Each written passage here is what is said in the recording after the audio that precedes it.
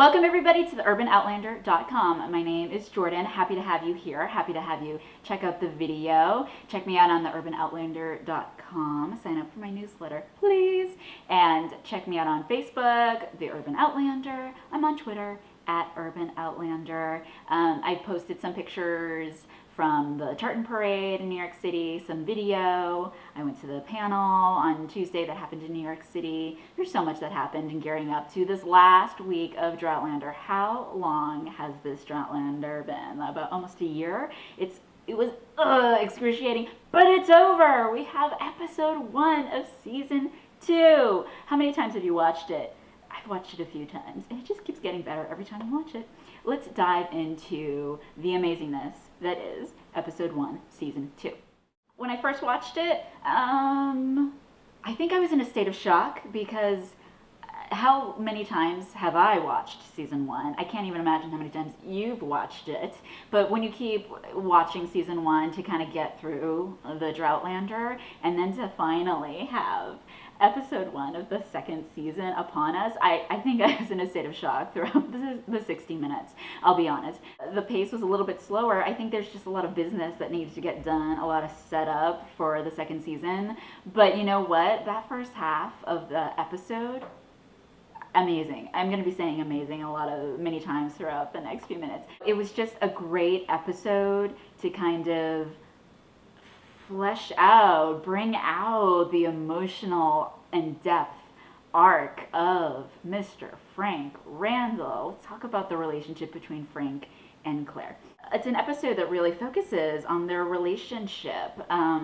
When she comes back, what has happened? How have they each dealt with her being gone? We know the journey of Claire, but what has been the journey of Frank? And we really get a much deeper understanding of him and what he went through and what he's going through upon her return.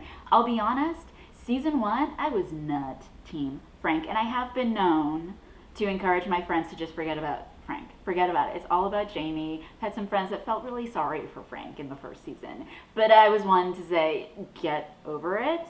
And now I have to kind of take a step back upon watching episode 1, because now I feel like I understand him a little bit more now, and gosh darn it, I feel really bad for him. I feel really bad. I'm feeling for you, Frank. I'm so sorry about what you've gone through. And of course, he had his own journey, and we see it play out. Tobias Menzies just, of course, being amazing. He can be a badass when he's Blackjack, but he can also be a really deep character with Frank. And we didn't see that as much in the season 1. But we get it, man, in season 2 with this first episode. He's become a really tragic figure, right? I mean, what are those moments where he's smelling her clothes? When she's out in the garden and he's looking out the window and he has just this really sad, yearning look on his face. He really wants to reconnect with her, and he really wants to be a father. There's really this another deep level layer that gets revealed about how much he really wanted to have a family with her. And as we see, Claire unveils the story of what happened to her. My friend pointed out she feels like she's been a bit callous, a bit selfish, and she recounts this story, and I feel like Claire's a little bit on the offensive. I think she's expecting Frank not to believe her. As she points out, the rational academic mind that is Frank, he's not going to believe her, and I think she's expecting that. And when she unveils the story, he comes back and says, let's just continue. I want you to be my wife. I want to be your husband. I want to pretty much pick up where we've left off. It's a story that he believes, right? Because up until that point, it's just a story, and Frank believes it. And unbeknownst to Claire, he had the mythology of the stones recounted to him in the first season. And suddenly there's this passion, there's this emotion, there's this heat that we don't really see Frank do. And there's a little bit of it in the first season, but this is a different side, right? After everything we've experienced and learned of Blackjack in season 1, and suddenly Frank just it becomes real. When she tells about the pregnancy, suddenly it's not a story, it's real. And when she relays it's not his, my goodness, I mean, the emotion was just he's fighting it. He's fighting that urge to kind of want to hurt her. And the elation that he later tells, I felt this elation when she told me, because I thought we were having this child. Again, the yearning, the wanting to reconnect, rebuild this relationship. And it all comes crashing down when he learns that it's not his. So amazing, right? Just like really great moments of depth and character in the emotional arc that Frank has. And just what a beautiful moments. Beautiful moments. I hope I'm not spoiling anything. If you haven't watched the episode by this point, I'm not sure why you'd be checking out my video. But they get on the plane.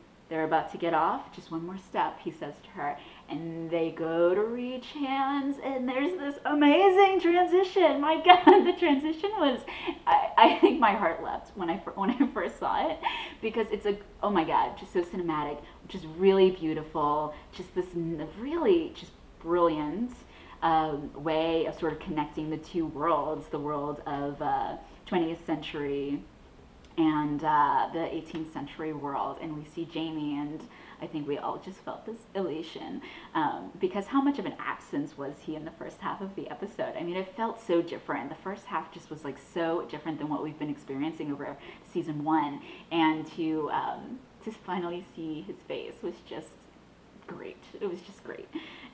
So props to the transition technique that they use there. Just really wonderful.